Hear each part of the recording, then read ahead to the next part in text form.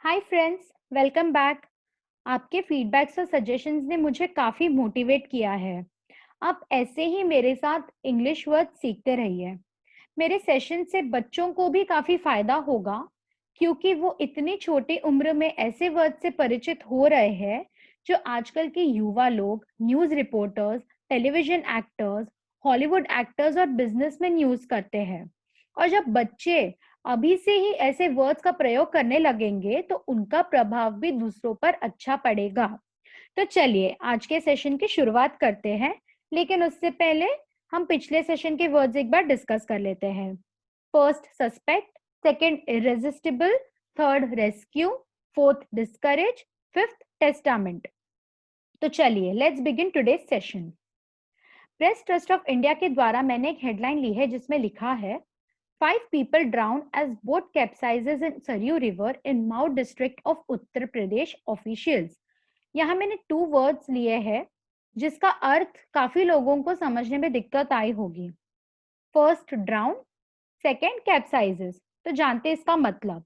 First drown English में इसका मतलब होता है सिंक और हिंदी में डूबना। इसका यूसेज मैंने इस प्रकार लिया है, either drown or learn to swim. The choice is ours when we are learning to swim. यानी डूबो या तैरना सीखो, चॉइस हमारे हाथ में है जब हम स्विमिंग सीखने का प्रयास करते हैं। आगे second is capsize, means ओवरटर्न्ड in the water, मतलब पानी में पलट जाने से। तो मैंने एक एग्जांपल लिया है, the car capsized when met with an accident on the bridge. यानी पुल पे कार का एक्सीडेंट होने पर कार पानी में गिर के पलट गई। तो ओवरऑल ये ट्वीट का या ये न्यूज का मतलब है, प्रेस ट्रस्ट ऑफ इंडिया ने लिखा कि उत्तर प्रदेश में माऊ जिला के सरयू नदी में नाव के पलटने से 5 लोगों की डूब के जान चली गई। अब आगे बढ़ते हैं।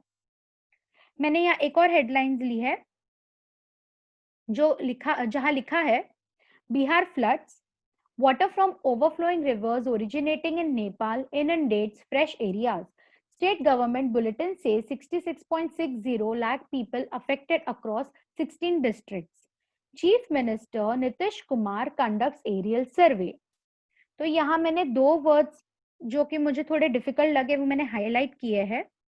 फर्स्ट था inundate and second is aerial. तो जानते हैं फर्स्ट मीनिंग ऑफ inundate, मतलब फ्लड और ओवरफ्लो यानी बाढ़ या जल प्लावन। मैंने एग्जाम्पल लिया है, the fields were inundated with floods, मतलब बाढ़ से खेत जलमग्न हो गए। अब एरियल, इट मींस एग्जिस्टिंग, हैपनिंग और ऑपरेटिंग इन द एयर, मतलब हवाई या हवा में। यूसेज, मैंने एग्जाम्पल लिया है, aerial pollution is the problem that should be solved quickly. यानी वायु प्रदूषण के समस्या का हल जल्द से जल्द निकालना चाहिए। तो ओवरऑल ये लिखा गया है कि नेपाल से जो नदियां बहती है उनके पूरे बाहर जाने से वहां का पानी अब दूसरी ओर बहने लगा है और वो बहता हुआ पानी बिहार में बाढ़ जैसे हालत पैदा कर रहा है।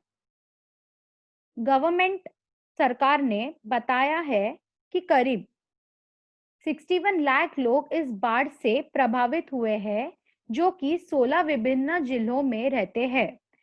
चीफ मिनिस्टर नीतीश कुमार ने प्रभावित जिलों का हवाई जायजा लिया है। आज मैं आपके लिए एक मुहावरा भी लेके आई हूँ जो कि बहुत ही कॉमन मुहावरा है। यू कांट जज a book by its cover. It means to not judge someone or something based solely on appearance। मतलब किसी को किसी के अपीयरेंस से जज नहीं करना चाहिए। जो जैसा दिखता है जरूरी नहीं कि वो वैसा ही हो। जब तक आप उसे जान नहीं लेते और समझ नहीं लेते तब तक आपको उसे जज नहीं करना चाहिए। तो यहाँ मैंने एक बढ़िया सा एग्जाम्पल भी लाया है। I thought this non-branded jeans would not look good on me, but everyone appreciated my jeans and I realized that I shouldn't have judged the book by its cover। मतलब मुझे लगा जो नॉन ब्रांडेड जीन्स थी वो मुझ पे अच्छी नहीं लगेगी, लेकिन जब सब लोगों ने मेरी जीन्स की तारीफ की तब मुझे एहसास हुआ कि मेरा नॉन ब्रांडेड जीन्स को लेके जजमेंट या अनुमान गलत था। तो आज का हम हमारा सेशन एंड करते हैं। एंड करने से पहले आज के वर्ड रिवाइज कर लेते हैं। फर्स्ट हमने सीखा drown, second capsize, third inundate, fourth aerial, fifth एक मुहावरा, यू कांट जज a book by its cover. दोस्तों, एज यूजुअल मैं जो कहते आई हूँ ध्यान में रखिए और वर्ड्स रिवाइज करते रहिए। आप जरूर आप अच्छी इंग्लिश के वर्ड्स सीख जाएंगे और इसे यूज भी करने लगेंगे। तो चलिए, ख्याल रखिए। बाय।